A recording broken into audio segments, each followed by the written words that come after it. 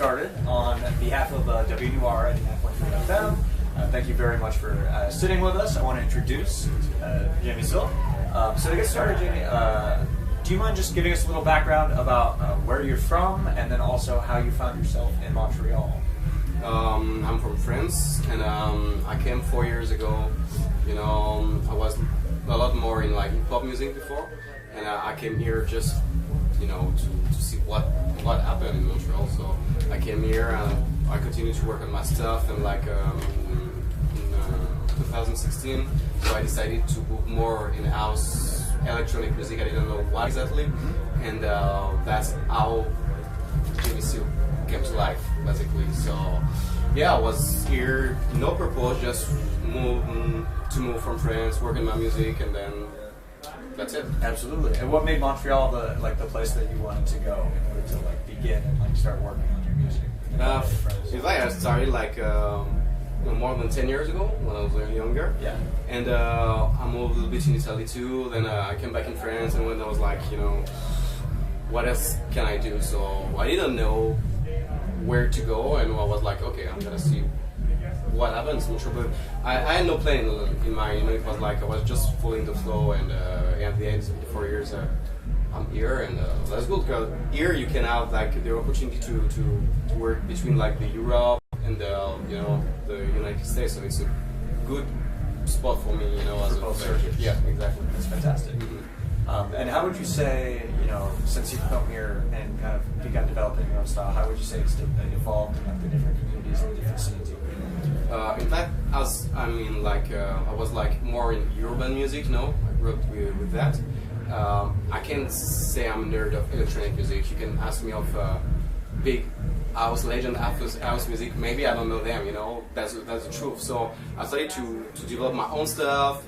Then I was introduced to the folk dance, the ballroom culture, you know, and all the political aspects, social aspects were very important to me, because like in urban music, initially rap music, hip hop, you had like this social aspect, you know, it was like very important and still today, and that's why I was like, with the history of house music, techno music, electronic music, I was like digging more and more. I was introduced to the Vox scene, and I was like, I love the energy of the Vox scene, the social aspect, and that's how I became like a resident like for the Vox scene in Montreal, the Kiki scene, you know. So it was like just yeah, literally like following like what I always did, like with my music, and that's awesome. So it sounds like you're focused, you know, on your music, but then also there's these other variables in the different cultures, in like music culture in these different communities that you really value, and that seems to translate into vogue and ballroom.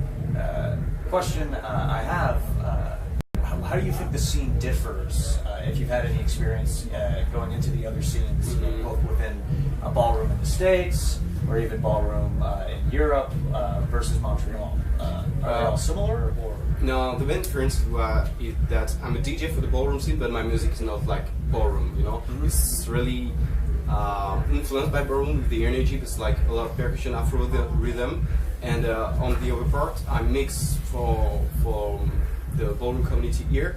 And the difference that's like the Kiki scene, because you have the ball scene, and you know the Kiki scene was younger. There was a ballroom scene like during the 90s, and then like I can't say it disappeared, but it was like, you know, you basically after you had like Gerard Rise from Gerard Rise when Michael again from the House of Amazon, they decided like a year ago to because they are Vogue dancer, and you you hadn't like this scene, you know. Basically in Montreal before before them the ballroom scene was dead, let's say, and they decided to take like the young person and like to start with the Kiki ball. And after a few months it was like you have a lot of people who come there, like the Toronto scene come to Montreal. There's a ball on February 3rd. They come there, you know, and excuse me, I speak a lot of and so basically it's new. As it's new, it's like it's it's like we're developing like what we want to do. It's not a copycat of what they do in New York. We're not a copycat of what they do in Europe. It's like Montreal tried to develop its own identity. You know, we had like Twiggy for the last Kiki Ball. We had like Sky Checker from Queen Beach. You know, so in a few months, like with the participation of everybody, a lot of people are interested, but before Gérard and Wayne, the scene was not here, so a lot of people are interested. They were just waiting for something to express themselves. You know? Yeah, and since you've been here, how recently did you see that scene like kind of develop and come to fruition? Like basically, like I think I don't want to say mistake, but like 2 years ago.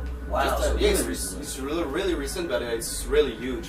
Wow. If you come to a Kiki Ball or ball from the people from Toronto who come there, like you have a lot of people who are here to participate and to see what happens. So they were just waiting for the good opportunity, or just the opportunity to express themselves, you know. Mm-hmm. So it's new, but it's it's big. That's fantastic. Yeah, it's cool. And I'm assuming are the same kind of elements of the ballroom scene still present? So like there's still like the dance culture within it, you know. Yeah, exactly.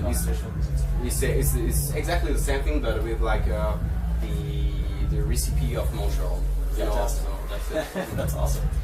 Great. So yeah, one thing you also mentioned, you said that your music was also influenced from some other, cultures, things of that nature. Do you want to explain a little bit in greater depth about your musical influence and how it's contributed to creating what you do now?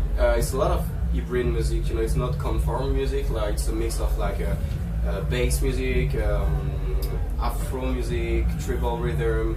House music, electronic music, a lot of things. I can't put a name of what I do. Yeah.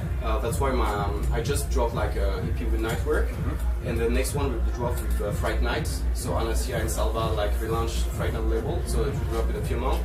And you know, Fright Night basically is focused on non-conform music. So that's why I love this idea. I can do what I want, but I can tell you I make house music, I make tech music, I just make music in fact, you know, I don't make this, I make music, so it's like a lot of things just express myself like the feelings, you don't have one type of feelings, you have different type of feelings, so that's what I do and I try to It comes out in one, right?